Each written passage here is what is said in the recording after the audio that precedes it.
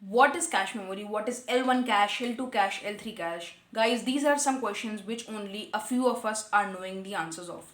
But after watching this video, you would be getting the answers of all these questions. Being very true, 3 months back, even I was not also knowing the answers of these questions. Hey guys, hello, what's up? Welcome back to another amazing video of Technical Zone. You are watching Technical Zone and I am Umar, and today you are going to know about cache memory, levels of cache memory and the uses of cache memory. Let's quickly begin with this video. Now before telling you all about cache memory, let me quickly tell you all about the hard disk drives. The hard disk drives are the storage devices where the bulk of our data is stored, and they are huge. They can hold a huge amount of data, 1 terabytes or maybe more than 1 terabytes. Their speed at which they transfer data is very slow, hence they are cheap and easily available. Commercial hard disks have a speed of 5400 rpm to 7200 rpm. What is rpm? Now let me quickly tell you this. These hard disks have circular platters which keep on rotating so that they can give us data efficiently and quickly. More the rpm, the faster the hard disk drive will be. Now let me quickly tell you about RAM.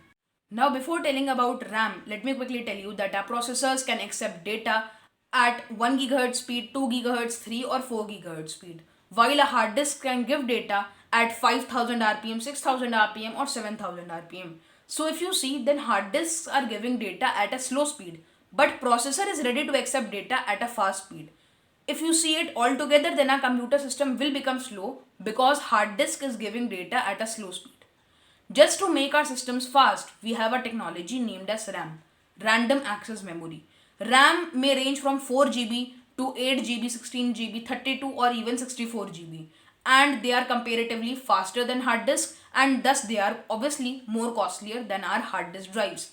Mostly people have RAMs of 8 GB when we talk about Windows computer systems, and RAM comes in the middle. So if a processor wants something, then first the thing which is there in the hard drive, that file will come into the RAM, then it will come into the computer system. RAM is a small storage device which comes in between the processor and the hard disk drive. In 2022, the speed of RAM ranges from 3200 MHz to 4000 MHz. Now you can just make a comparison. Processor is ready to accept data at 1 GHz. Even the slowest Pentium processor can accept data in 1 GHz. But RAM is giving data at maximum of 4000 MHz.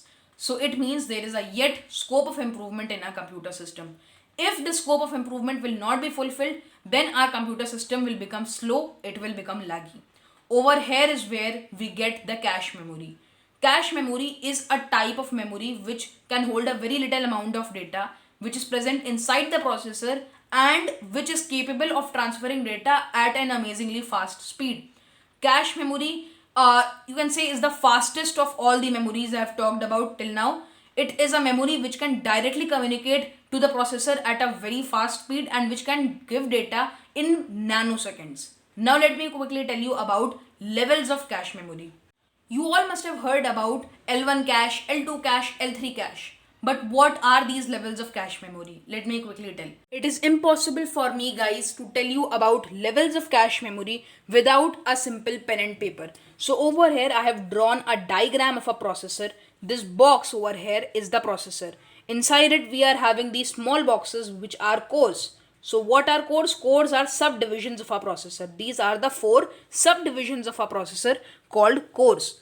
Inside these cores we have these small squares which is L1 cache. What is L1 cache? L1 cache is the fastest cache memory which we have.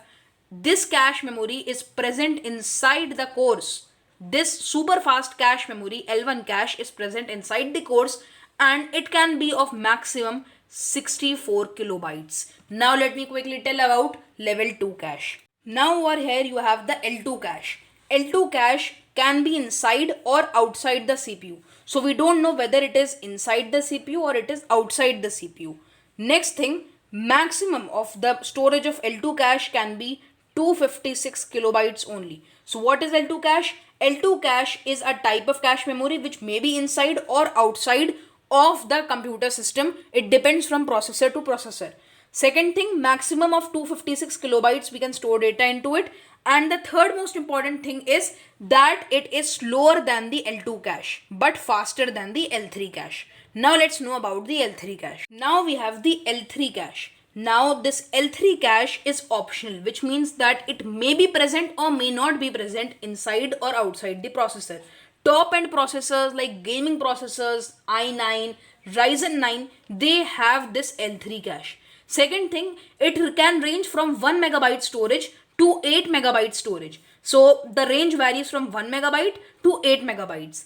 And the third thing which I have not mentioned is that this is faster than the random access memory. It is faster than the random access memory. And guys, just for adding up to your information, this cache memory is also called SRAM or static RAM. SRAM or static RAM. Static RAM is always faster. It is always faster than our dynamic RAM. What is dynamic RAM?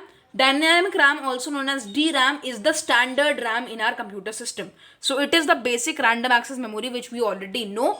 But there is also this SRAM which we have known about in this video, which is the cache memory basically.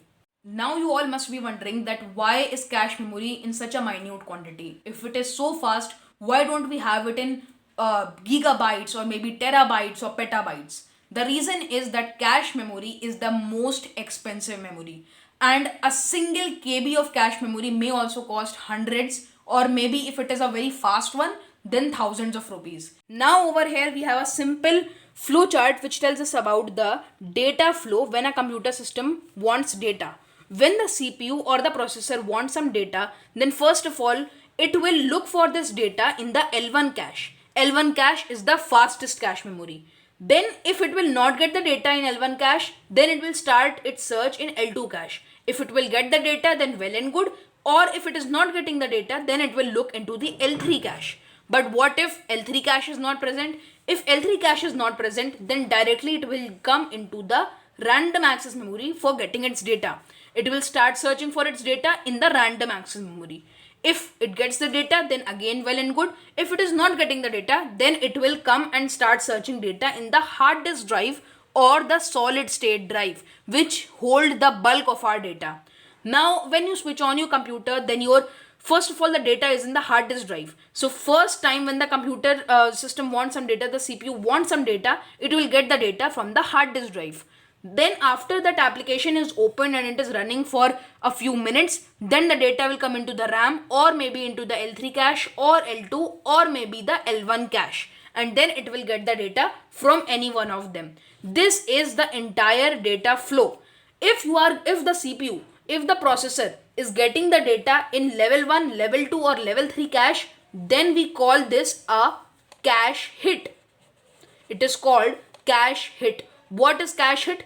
When a computer processor, CPU, gets the data in L1, L2 or L3 cache, which means if the CPU is getting the data in the cache memory, then it will be called as a cache hit. If it is getting the data in the RAM or the hard disk drive, then it will be called cache miss. It will be called cache miss. Cache hit when it is present in L1, L2 or L3, and cache miss if it is present in RAM or hard disk drive. So that's all. Thank you guys for watching this video. I hope so you enjoyed this video quite a lot. If yes, then please don't forget to like this video, share this video with your friends and family, and also don't forget to subscribe to our channel. Very soon I would be bringing another amazing video. Till then, goodbye.